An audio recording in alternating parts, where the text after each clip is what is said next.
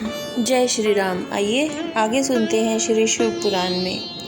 पंचमुख महादेव ने केवल अपने रहने के लिए सुरम्य कैलाश नगर का निर्माण किया, जो सब लोकों से ऊपर सुशोभित होता है।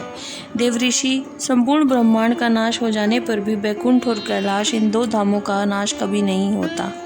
मुनि श्रेष्ठ, मैं सत्यलोक का आश्रय लेकर कहता रहता हूँ। तात महादेव जी की आज्ञा से ही मुझ में सृष्टि रचने की इच्छा उत्पन्न हुई। जब मैं सृष्टि की इच्छा से चिंतन करने लगा, उस समय पहले मुझसे अनजाने में ही पाप पूर्ण तमोगुणी सृष्टि का प्रादुर्भाव हुआ, जिसे अविद्या पंचक कहते हैं। तदंतर प्रसन्नचित होकर शंभु की आज्ञा से मैं पुनः आसक्त भाव से सृष्टि का चिंतन करने लगा।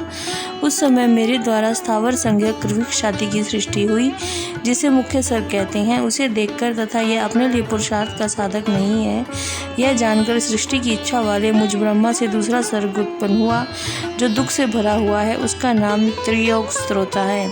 यह सर्ग भी पुरुषार्थ का साधक नहीं था, उससे भी पुरुषार्थ साधन की शक्ति से रहित जान जब मैं पुनः सृष्टि का चिंतन करने लगा, तब मुझसे शीघ्र ही तीसरे सात्विक सर्ग का प्रादुर्भाव हुआ, जिसे उद्धर स्त्रोता कहते हैं। यह देव सर्ग नाम से विख्यात हुआ।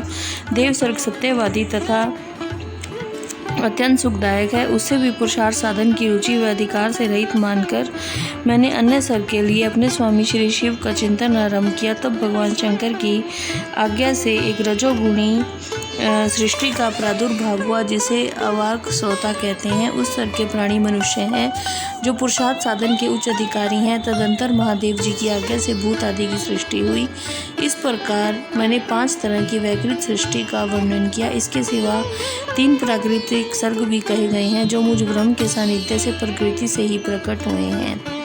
इनमें पहला महत्व सर्ग है, दूसरा सूक्ष्म भूतों अर्थात तंत्र मंत्राओं का सर्ग है, तीसरा वैकारिक सर्ग कहलाता है। इस तरह ये 3 प्राकृत सर्ग हैं। प्राकृत और वैकृत दोनों प्रकार के सर्गों को मिलाने से 8 सर्ग उत्पन्न होते हैं। इसके सिवा 9वां कुमार सर्ग है, जो प्राकृत और वैकृत भी है। इन सब के अवनांतर भेद का मैं वर्णन नहीं कर सकता, क्योंकि इसका उपयोग बहुत थोड़ा है।